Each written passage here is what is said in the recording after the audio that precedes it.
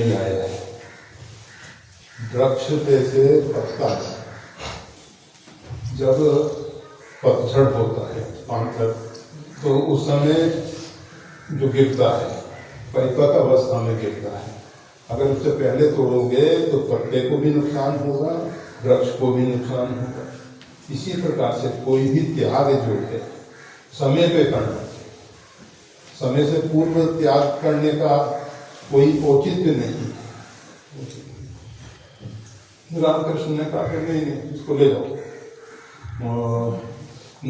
अभी समय नहीं आया है, समय आने। फिर नरेंद्र को बुलाया, कहा कि देखो आज तो तुमने इस ऊर्जा का दुरुपयोग कर लिया, परंतु अब ये ऊर्जा तुमको जीवन पर्यंत नहीं प्राप्त हो सकेगी। जब तुम इसका सदुपयोग करने लायक होगे तभी एक ऊर्जा तुमको प्राप्त होगी। तो ये जो आज्ञा चक्र है, हम जो तिलक करते हैं उससे जागृत होता है, सक्रिय होता है, और सक्रिय होने के बाद विशेष ऊर्जा। परंतु वो शरणागति योग में ये विशेष लाभ है।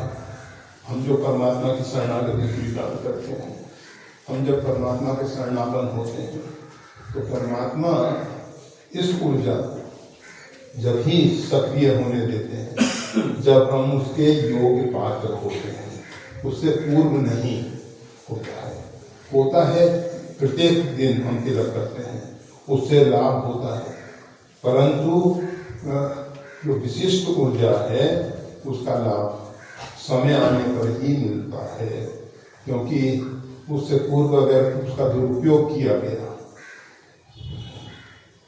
हमको लगता है कि हम इसका सदुपयोग कर रहे हैं, हमारी बुद्धि उतनी नहीं है कि हम समझ सकें कि इसका सदुपयोग क्या है, कब है, कैसे है।